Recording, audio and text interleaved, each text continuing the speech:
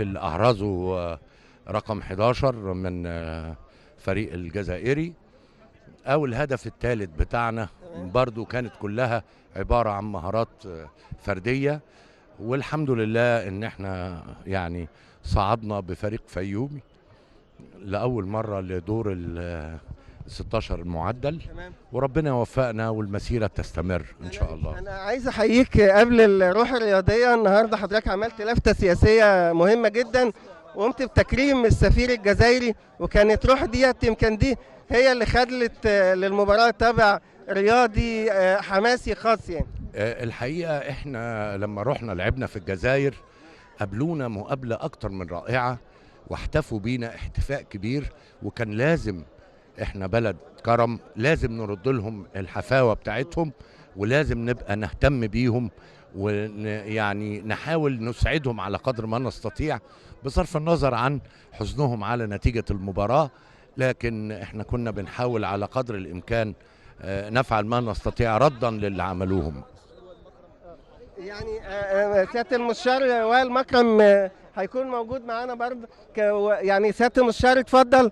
سيادة المستشار وائل مكرم محافظ بني سويف، محافظ الفيوم، اهلا بحضرتك يا سيادة المستشار، احنا على الهوا. يعني سيادة المستشار اهلا بحضرتك والف مبروك على هذا الانجاز الرائع اللي يحسب لمحافظة الفيوم. الحمد لله، وده كان توفيق من ربنا، والفريق المقصة أدى دوره على أكمل وجه، وكانت النتيجة زي ما استأذنك سيادة اللواء ناصر العبد يكون معانا بردك مدير الأمن. خليك سيادة اللواء معانا، اتفضل اتفضل اتفضل اتفضل اتفضل سيادة اللواء، خليك معانا عشان الأمن النهارده عمل مجهود كبير جدا يعني. اتفضل. طبعا احنا بنحيي فريق المقصة. يا ريت تبص للكاميرا بس، وسيادة اللواء للكاميرا.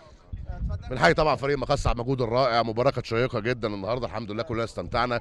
جماهير محافظة الفيوم اللي حضرتك شفتها، جماهير المحترمة اللي كانت فعلا عند حسن ظننا فيها وردوا الجميل النهارده. طبعا بنشكر الفريق قسنطيني الجزائري على الاداء المتميز ليهم، برضه السيد السفير الجزائري على دوره. انا عايز اقول لك ان السفير الجزائري كانت لما يبقى فيه هجمه لمصر كان اول واحد بيشجع وبيقوم من على الكرسي. انتوا لعبتوا سياسه النهارده مش رياضه يعني. النهارده كان السياسه بصراحه يعني ادت دور محترم وخلت المباراه تعدي بهذا الجو الرياضي. الحمد لله، طبعا ده بفضل المجهودات اللي كل الاجهزه التنفيذيه والاجهزه الامنيه ادت بيها في المحافظه. نادي المقصه عليه دور كبير، السفاره طبعا الجزائريه قامت بدور مع مشجعيها، المشجعين كانوا على اتم وجه، وناس محترمه فعلا ادت، يعني مش عايز اقول لهم كانوا مبسوطين كمان معانا.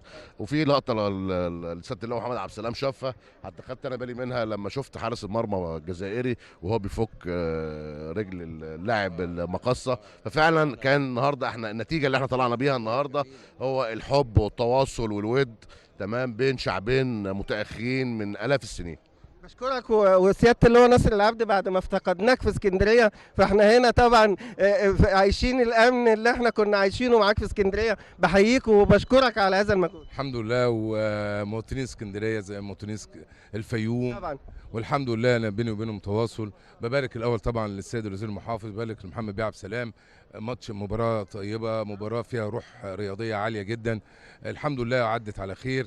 ببارك لنادي المقصه، وببارك لشعب الفيوم، وببارك لشعب مصر كله، وان شاء الله نبارك للاهلي والانبي اللي فاضلين، يبقى كده رباعيه اكتملت باذن الله. بشكرك يا سياده اللواء، بشكركم والف الف مبروك للفيوم كلها.